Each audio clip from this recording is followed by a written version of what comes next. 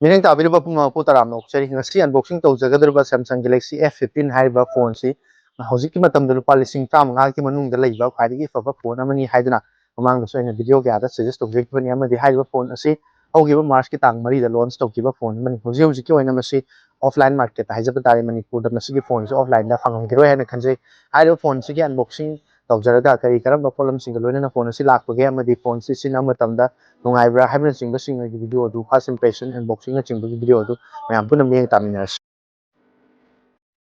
Samsung Galaxy F15 5G haiba phone si da leire phone si design si mang thangba sau si da u phangani adu bo ji matam do online gi po chen ba se koi gi delivery to matam da delivery person na koi open box delivery haidana box dum hangbo ga customer sing sina matam da box mu yaw re post sing sum na lakpra haiba sing da se dum ayam bujikan da yang na ni na yamana si box se mamang da hangbo saru re aduna sigi manung da kari kai yaw gi haiba da yam thuna mayam chang yeng na ra apoi sida phone do leire phone se phone leire aduga magi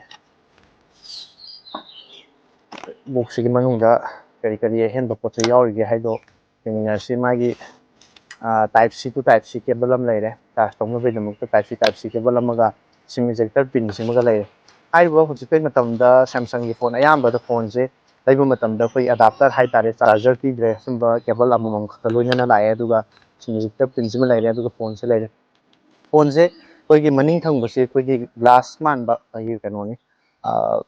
back se polycarbonate hai tare glass ma pina ta glass kom ne do koi fingerprint is mai pai matam da kana tegal la yeng ga kasi crack de dum khang ne do chu makhal ani hum lai hai phone se dei sida ado sigi machu sina koi gi pink machu hai tare kitang pink machu sang ba dum ba machu ne duga ado gi phone sigi maning thang ba saruk sida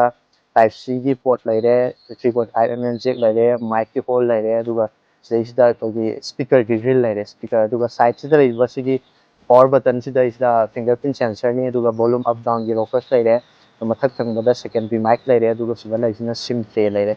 ado phone gi design gi pai matam da yeng matam da dum fazana ui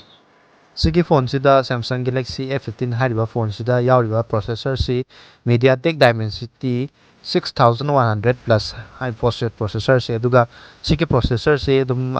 5G support tawba amadi game gumba sanabda so dum nungaigdaba hujiki matam sida di lupa lising tramanga gi manungda asengmagidi sigi maman se lupa lising tarani thoidagi horaga tramari makhai tramanga fawgi manungda leibani aduga phone sida game sana matamda matau kram tawbage habidu somu mayami minasi Hꯧzik sigi phone sida PUBG haigatra BGMI haigra male hꯧzik matamda asum game sanaba matamda screen se koi lag oiba hang oiba aduga touch tawbada kitang delay tawba adumadi adum thengnade houzik fawgi oina de sum sanara kanda kaigumba yam kuina matam kuina sangna sanasala agadi phone se sagalakpa khotpa di yawgadra haibadudi khangdre houzik oina de aina sanaba phawbadadi houzik oina de adum sagatpa su phawdi aduga screen se su adum smooth oina sanaba matamda sanaba nungai haitare game sanaba pamba singgidamakta su masi lupa lising tramanga gi manungda leiba game sanaba yaba phone ama su oire sigi phone sigi display se super AMOLED display oibnina magi color se aduki matik mayek senge haitare back yengba yam nungai aduga content kum yeng matamda YouTube kubada content yengbada de aduki matik nungai ani si koi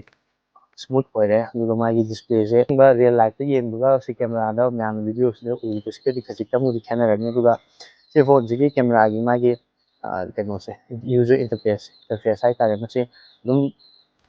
atangba ꯑꯩꯈꯣꯏꯒꯤ ꯁꯦꯝꯁꯪꯒꯤ flagship ꯐꯣꯟꯁꯤꯡꯗ ꯌꯥꯎꯕ ꯑꯗꯨꯒꯨꯝꯕ user ꯏꯟꯇꯔꯐꯦꯁꯀ ꯂꯩꯁꯤꯗ ꯐꯟ mode ꯂꯩꯔꯦ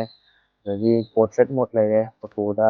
video ꯂꯩꯔꯦ ꯑꯗꯨꯒ ꯀꯔꯤ ꯀꯔꯤ option ꯌꯥꯎꯒꯦ ꯑꯗꯨꯁꯤꯗ pro mode ꯂꯩꯔꯦ ꯄꯦꯅꯣꯔꯥꯃꯥ ꯂꯩꯔꯦ ꯑꯗꯩ ꯁ꯭ꯂꯣ ꯃꯣꯁꯟꯁꯨ ꯌꯥꯎꯔꯦ ꯍꯥꯏꯄꯔ ꯂꯦꯞꯁꯨ ꯌꯥꯎꯔꯦ ꯅꯥꯏꯠ ꯃꯣꯗ ꯀꯥꯏꯅ ꯀꯦꯃꯦꯔꯥꯒꯤ ꯀꯩꯅꯣꯁꯤꯡꯁꯦ ꯐꯤꯆꯔꯁꯤꯡꯁꯦ ꯑꯗꯨꯝ ꯌꯥꯝ ꯐꯖꯅ ꯌꯥꯎꯔꯦ ꯑꯗꯨ ꯀꯦꯃꯦꯔꯥꯒꯤ ꯁꯦꯝꯄꯜꯁꯦ ꯑꯩ ꯍꯣꯔꯦꯟ ꯁꯤꯒꯤ ꯚꯤꯗꯤꯑꯣꯁꯤꯒꯤ ꯂꯣꯏꯁꯤꯜꯂꯛꯄ ꯁꯔꯨꯛꯇ ꯑꯩꯈꯣꯏꯒꯤ ꯚꯤꯗꯤꯑꯣ ꯁꯤꯒꯤ ꯐꯣꯟꯁꯤꯗꯒꯤ ꯀꯥꯞꯄ ꯐꯣꯇꯣ ꯑꯃ ꯑꯅꯤ ꯑꯗꯨꯝ ꯃꯌꯥꯝꯅ ꯌꯦꯡꯕꯗ ꯈꯪꯕ ꯅꯨꯡꯉꯥꯏꯅꯕꯒꯤꯗꯃꯛꯇ ꯑꯗꯨꯒ ꯁꯤꯒꯤ ꯚꯤꯗꯤꯑꯣꯒꯤ ꯁꯦꯝꯄꯜ ꯃꯇꯦꯛ ꯃꯇꯦꯛ ꯑꯗꯨꯝ ꯍꯥꯞꯆꯔꯝꯒꯦ ꯁꯤꯒꯤ ꯐꯣꯟꯁꯤꯗ ꯌꯥꯎꯔꯤꯁꯦ ꯀꯦꯃꯦꯔꯥꯗ 50 ꯃꯦꯒꯥꯄꯤꯛꯁꯦꯜꯒꯤ ꯃꯦꯟ ꯀꯦꯃꯦꯔꯥꯅꯤ ꯑꯗꯨꯒ ꯁꯤꯒꯤ 50 ꯃꯦꯒꯥꯄꯤꯛꯁꯦꯜꯒꯤ ꯃꯦꯟ ꯀꯦꯃꯦꯔꯥꯁꯤꯗ ꯑꯗꯨꯝ 10x ꯑꯩꯈꯣꯏꯒꯤ ꯗꯤꯖꯤꯇꯦꯜ ꯖꯨꯝꯁꯨ ꯌꯥꯎꯔꯦ ꯖꯨꯝ ꯇꯧꯕꯁꯨ ꯌꯥꯔꯦ ꯑꯗꯨꯒ ꯐꯣꯟꯁꯤꯒꯤ ꯀꯦꯃꯦꯔꯥꯒꯤ ꯁꯦꯝꯄꯜꯁꯤꯗꯤ ꯃꯅꯤꯡ ꯊꯪꯕꯗ ꯑꯩꯅ ꯃꯃꯥꯡꯗꯁꯨ ꯄꯟꯖꯈꯤꯕ ꯑꯩꯈꯣꯏꯒꯤ ꯚꯤꯗꯤꯑꯣ ꯁꯦꯝꯄꯜ ꯚꯤꯗꯤꯑꯣ ꯐꯨꯜ HD ꯑꯃꯁꯨꯡ HDꯗ ꯚꯤꯗꯤꯑꯣ ꯅꯝꯃꯀꯥꯟꯗ ꯀꯌꯥꯝ ꯁꯦꯡꯉꯤ ꯑꯃꯁꯨꯡ ꯀꯦꯃꯦꯔꯥ ꯑꯣꯏꯅ ꯐꯣꯇꯣ ꯑꯣꯏꯅ ꯀꯥꯞꯄ ꯀꯥꯟꯗ ꯀꯌꯥꯝ ꯁꯦꯡꯉꯤ ꯍꯥꯏꯗꯨꯗꯤ ꯑꯩꯈꯣꯏꯒꯤ ꯁꯦꯝꯄꯜ ꯑꯣꯏꯅ ꯃꯅꯤꯡꯗ ꯑꯗꯨꯝ ꯍꯥꯞꯆꯔꯛꯑꯒꯦ ꯐꯣꯟ ꯑꯁꯤꯒꯤ ꯗꯤꯁꯄ꯭ꯂꯦꯁꯤꯅ 6.5 ꯑꯣꯏꯕ ꯁꯨꯄꯔ ꯑꯦꯃꯣꯂꯦꯗ ꯗꯤꯁꯄ꯭ꯂꯦꯅꯤ ꯑꯗꯣ ꯍꯧꯖꯤꯛ ꯑꯩꯈꯣꯏ ꯃꯌꯥꯝꯅ ꯌꯦꯡꯕ ꯃꯇꯝꯗ ꯗꯤꯁꯄ꯭ꯂꯦꯁꯤ ꯈꯤꯇꯪ ꯃꯝꯅ ꯎꯔꯝꯕꯁꯨ ꯌꯥꯏ ꯃꯔꯝꯗꯤ ꯑꯩꯅ ꯄꯨꯊꯣꯛꯑꯒ ꯅꯝꯖꯔꯤꯁꯦ ꯅꯨꯡꯁꯥ ꯃꯉꯥꯜꯗ ꯗꯥꯏꯔꯦꯛ ꯁꯟꯂꯥꯏꯠ ꯐꯨꯖꯟꯕ ꯃꯇꯝꯗ ꯄꯤꯛ ꯕ꯭ꯔꯥꯏꯠꯅꯦꯁ ꯍꯥꯏꯕ ꯇꯥꯔꯦ ꯑꯗꯨ ꯐꯥꯎꯕꯗꯅꯤ ꯂꯩꯔꯤꯁꯦ ꯏꯟꯗꯣꯔꯗ ꯍꯥꯏꯇꯥꯔꯦ ꯏꯃꯨꯡꯗꯒꯨꯝꯕꯗꯗꯤ ꯌꯦꯡꯕ ꯃꯇꯝꯗ ꯑꯗꯨꯛꯀꯤ ꯃꯇꯤꯛ ꯅꯨꯡꯉꯥꯏꯔꯅꯤ ꯕ꯭ꯔꯥꯏꯠꯁꯨ ꯌꯥꯝ ꯑꯣꯏꯔꯅꯤ ꯃꯄꯥꯟꯗ ꯅꯨꯡꯁꯥ ꯃꯉꯥꯜꯗ ꯐꯥꯎꯕ ꯑꯁꯨꯛ ꯌꯥꯝꯅ ꯁꯦꯡꯅ ꯑꯃꯁꯨꯡ ꯉꯥꯟꯅ ꯎꯔꯤꯁꯤꯅꯗꯤ ꯏꯃꯨꯡꯗ ꯑꯗꯨꯝ ꯁꯤꯖꯤꯟꯅꯕ ꯅꯨꯡꯉꯥꯏꯔꯅꯤ ꯃꯄꯥꯟꯗ ꯄꯨꯊꯣꯛꯑ ꯁꯤꯖꯤꯟꯅꯕꯗꯁꯨ ꯑꯗꯨꯃꯥꯏꯅ ꯅꯨꯡꯉꯥꯏꯇꯕꯗꯤ ꯑꯣꯏꯔꯔꯣꯏ ꯁꯤꯒꯤ ꯐꯣꯟꯁꯦ ꯐꯣꯟꯁꯤꯒꯤ ꯗꯤꯁꯄ꯭ꯂꯦꯗ ꯄꯤꯔꯤꯁꯤꯅ 90 ꯍꯔꯁꯀꯤ ꯁ꯭ꯀ꯭ꯔꯤꯟ ꯔꯤꯐ꯭ꯔꯦꯁ ꯔꯦꯠꯅꯤ ꯑꯗꯨꯒ ꯐꯣꯟ ꯑꯁꯤꯒꯤ ꯗꯤꯁꯄ꯭ꯂꯦꯁꯤ ꯀꯃꯥꯏꯅ ꯇꯧꯒꯦ ꯑꯩꯈꯣꯏꯒꯤ ꯚꯤꯗꯤꯑꯣꯒꯨꯝꯕ ꯄ꯭ꯂꯦ ꯇꯧꯕ ꯃꯇꯝꯗ ꯀꯃꯥꯏꯅ ꯇꯧꯒꯦ ꯍꯥꯏꯕꯗꯨꯁꯨ ꯚꯤꯗꯤꯑꯣ ꯃꯇꯦꯛ ꯑꯃꯇꯪ ꯄ꯭ꯂꯦ ꯇꯧꯔꯒ ꯃꯌꯥꯝ ꯌꯦꯡꯃꯤꯟꯅꯁꯤ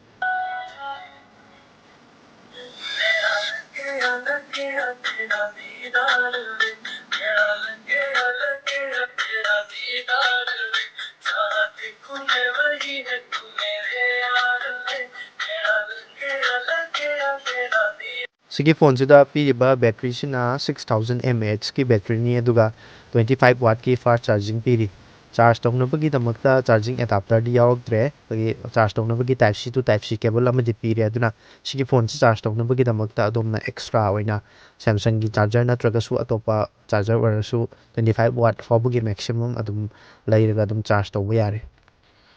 ꯍꯧꯖꯤꯛ ꯅꯝꯃꯤꯕ ꯚꯤꯗꯤꯑꯣ ꯃꯇꯦꯛꯁꯦ ꯁꯤꯒꯤ ꯁꯦꯝꯁꯪ ꯒꯦꯂꯦꯛꯁꯤ F15 ꯍꯥꯏꯔꯤꯕ ꯐꯣꯟꯁꯤꯒꯤ